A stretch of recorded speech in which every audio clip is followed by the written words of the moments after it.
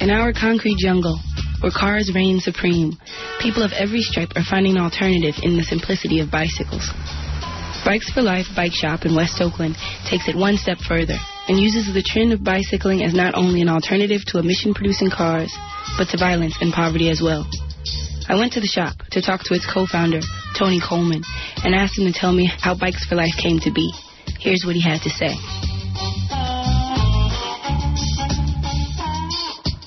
The history of the shop, well, we just got started. In the last 3 years, we've been promoting biking events. And we had a biking event called Bikes for Life Peace Ride. And we rode around Lake Merritt and ended up at Defenry Park and had festive kind of atmosphere where we had a stage and different performers performing. And the first year was led by the Schrader Bike. And so that was a big deal. We took over the streets, about 300 people cycling the street.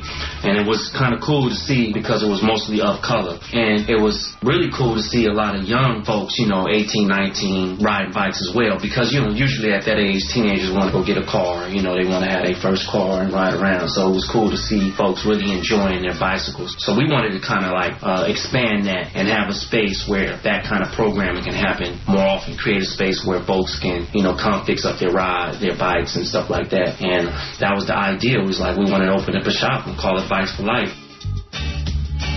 What do you think the importance of young people being able to rep that individuality, that self-expression? What's the importance of that? I think it's real important because we bombarded with a lot of media messages that's one-sided and it's often glamorizing things that may not be the best for us. Just last night we had bullets come through this place and someone was killed. I thought somebody was throwing rocks and I went outside and someone was laying dead. So that's how close to home this hits, and it was just like he was just laying there dead, people just walking by as if it was just, people are numb to it. Come to later find out that he passed on his way to the hospital. I think we need more of a mix, doing stuff like what we do, more positive things like that where folks is just riding on bicycles. We just did a historic tour here and it was well attended. It was like 75 of us and we rolled through the streets of West Oakland and we just pointed out historical landmarks and places right here in the neighborhood. And we had young, old, white, black, Asian, all coming together riding on bikes. We need to be exposed and we need to expose our youth to those type of things. I understand rap is like more or less reporting of the streets of where they're from. So it's like reality rap, like they used to call it reality rap. And it was just basically pointing out the things that they see every day. And so those are the pictures they're going to paint. But when you just hear that all the time, and then you see one or two of those people get famous and then they just keep showing those images of that person famous, then it makes it seem like everybody could get famous off of doing that. And then that's all you hear on the radio. And that's not true. And most people die. Most people end up in jail. You don't see a lot of that portrayed in the messages of people dying and being in jail and how many people lives is affected by gun violence. Just like the brother last night that was killed. Like how many people lives is that touching right now? It's real sad. So more things that we could do that's showing positive outlets, folks coming together in unity. And we rich in diversity here, so it's just really strong when you have that presence of a diverse crowd of people riding on bikes, and it's mostly of color. It's very, very empowering because it just creates a good spirit. Everybody's been coming to the shop. When is the next ride? When is the next ride? So it's a beautiful thing for folks to be able to get together, have a date where they can look forward to hooking up their bikes and to show it off. So that's a beautiful thing. So anyone looking around could tell that bikes are definitely on the rise. Do you think that's something new to West Oakland? I think it's new as far as black folks and folks of color, of teenage age. Like I say, mostly you want to go get a car because you've seen that in rap videos and you've seen that and, you want to hook up your ride. I was the same way. I wanted a car when I was a teenager. You get your license, you want to drive. But now what is new is that you're starting to see a lot more folks of color leaving their cars at home and getting on their bikes. Talking about hooking up cars and the crazy emissions and all this. Poor folks aren't the ones that do most of the polluting, it's the folks that can consume it. there's a disproportionate amount of pollution that is consistently thrust upon poorer neighborhoods. Yeah. What's the link between poor people and environmental justice? Well, I think that it's that's what we pointed out on our historic tour on bikes here in West Oakland, is that this area was not a sought-after area, and now we are experiencing gentrification because now a lot of folks are wanting to move here. It's they're moving from San Francisco. They're trying to find places here that's close, and this area is central to everywhere you want to go in the Bay Area. Central to going to Richmond, central to going to Hayward, or you could just go right across the bridge to San Francisco. So we're right here. But before all that, this was where the sewer is at, the sanitation plant, the port. So it's not where folks desired to live at if you had money. But this is where the black folks had to live at. This is where, and I think it's typical across the nation that if you go to all the places where they have a lot of pollution and they have a lot of like factories and plants and sanitation plants, those are where most of the times where the poor folks live at. This is no different. West Oakland, this was a place that only poor people can stay at. And now, as you see gentrification happening, now it's becoming hip because it had its own culture.